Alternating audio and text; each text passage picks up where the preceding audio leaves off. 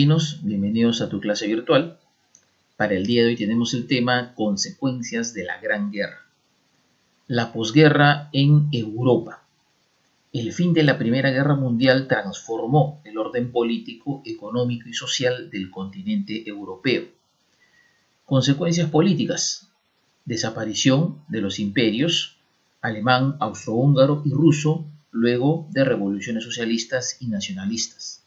Surgimiento de nuevos países como Polonia, Estonia, Lituania, Letonia, Finlandia, Yugoslavia, Checoslovaquia, Austria y Hungría. Los nuevos países adoptaron gobiernos republicanos. Aceptación del derecho al sufragio universal a las mujeres. Además, las mujeres ocuparon nuevos puestos de trabajo. Difusión del socialismo, gracias al triunfo de la Revolución Rusa de 1917, porque se culpó al capitalismo de haber causado la guerra. Consecuencias económicas. Consolidación de Estados Unidos como la principal potencia económica del mundo, en detrimento de los países europeos que quedaron debilitados después de la guerra. Japón consolidó su poder económico e inició su expansión por el Océano Pacífico. Pérdida de la infraestructura económica europea. Ciudades, campos de cultivo y fábricas fueron destruidos, principalmente en el norte de Francia, donde se libraron las batallas más terribles. Se calcula que 3 millones de hectáreas se convirtieron en desiertos. Ciudades como Reims y Saint-Quentin fueron destruidas. Consecuencias sociales. Las pérdidas humanas fueron de aproximadamente 10 millones de muertos y 20 millones de heridos y mutilados. Se produjo un éxodo rural hacia las ciudades en forma masiva.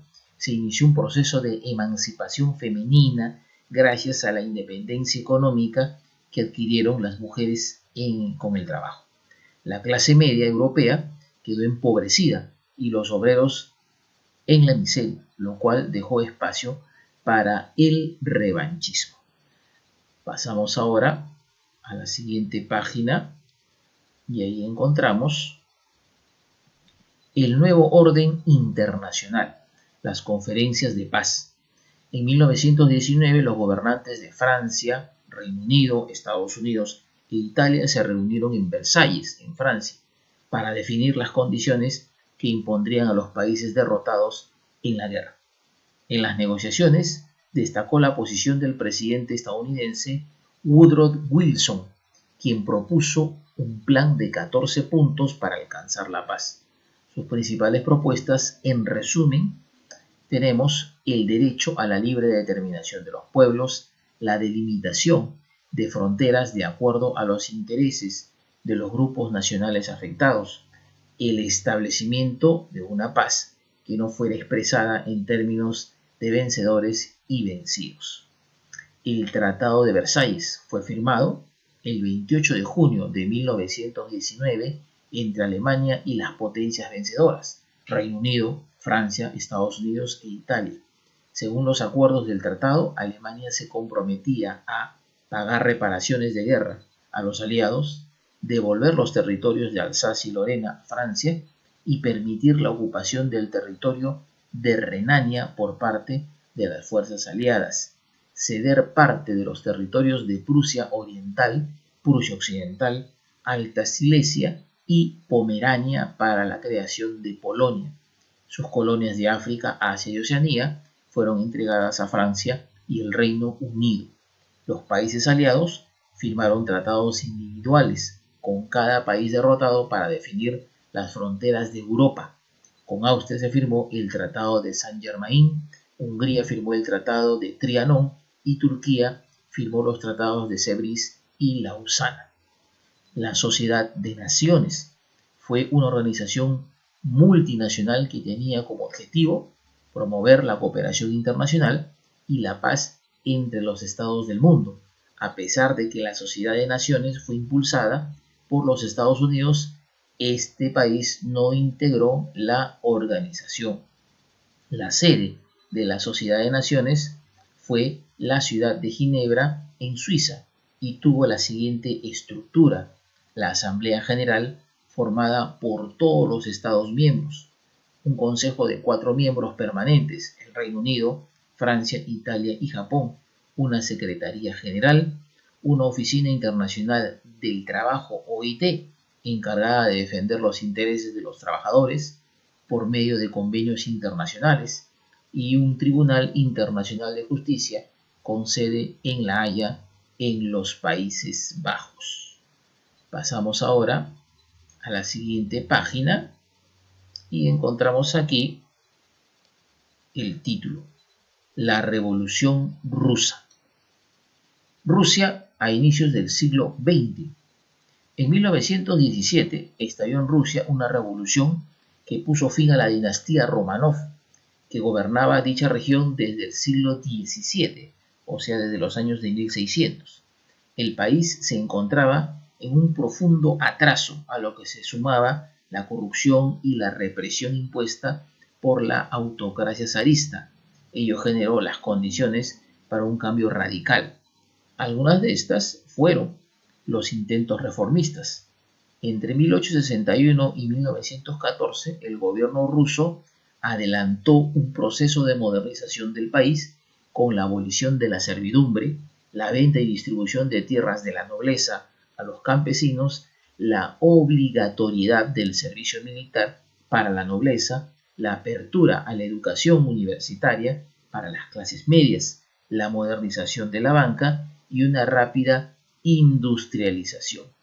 La división del Partido Obrero Socialdemócrata Ruso, que en 1903 se dividió en bolcheviques y mencheviques, que se diferenciaban en la forma como pretendían implantar el socialismo. Mientras los mencheviques insistían en la necesidad de un proceso lento impulsado por la experiencia burguesa, los bolcheviques sostenían que había que prescindir de esta. El Domingo Sangriento. El 9 de enero de 1905, miles de manifestantes marcharon al Palacio de Invierno de San Petersburgo para pedir al zar el respeto a sus derechos. La represión de los guardias fue brutal. Ese día murieron cerca de 1000 manifestantes, hecho que empeoró los ánimos.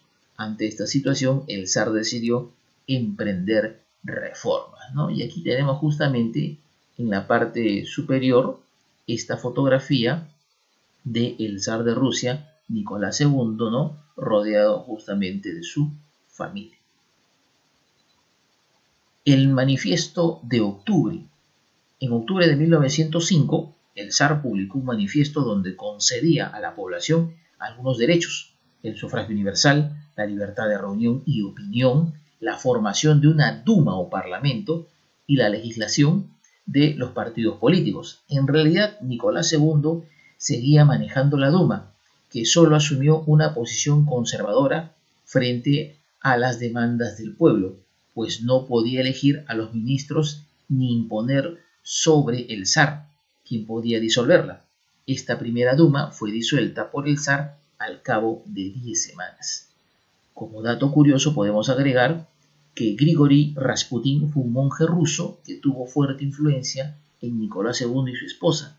Contribuyó a la desunión de la corte del zar. Fue asesinado poco antes de la revolución de 1917 por el príncipe Yusupov. Su enigmática y carismática figura ha inspirado libros, películas y también canciones. Pasamos a la siguiente página y aquí encontramos la revolución bolchevique. En febrero de 1917, ante la situación crítica del país, el zar Nicolás II abdicó, renunció, y la Duma y los soviets asumieron el poder. La Duma pretendió continuar con el gobierno provisional y la modernización liderada por la burguesía y los mencheviques.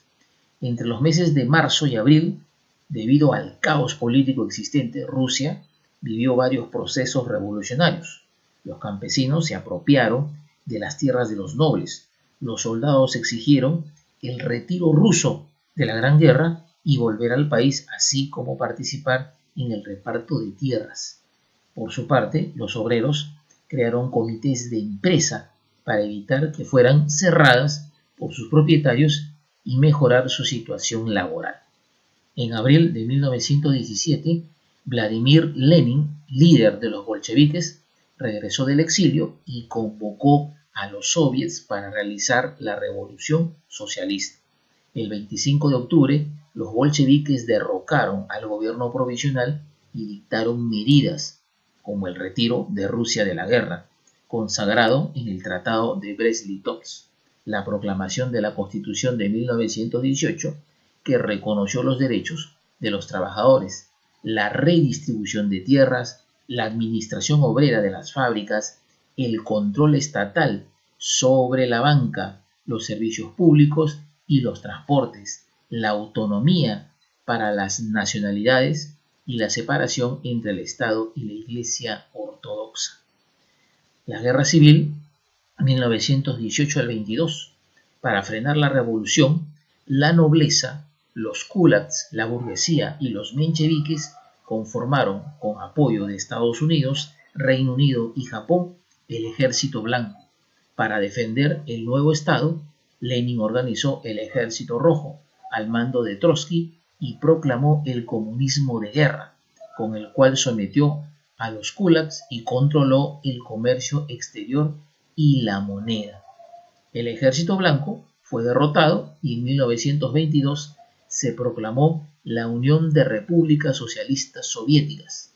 El Estado aplicó la nueva política económica para resolver los problemas internos, articular las estructuras económicas rurales con las urbanas y fortalecer la industrialización.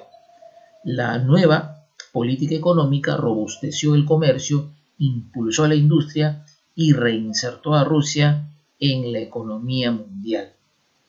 El estalinismo.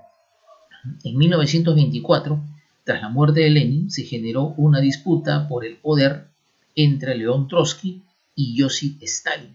En 1928, Stalin asumió el poder, impuso una férrea dictadura y defendió la tesis según la cual la Unión Soviética debía fortalecer la experiencia socialista interna y no promover otras revoluciones. Aquí tenemos justamente en la parte superior esta fotografía del líder soviético Josip Stalin. Muy bien, para aumentar la producción de alimentos y materias primas, creó las granjas colectivas, kolhozes, y las granjas estatales, sovkhozes. También impulsó la industria pesada y desarrolló planes quinquenales para controlar el comportamiento económico. Muy bien, dominguinos, hasta aquí entonces tu clase por el día de hoy. Gracias.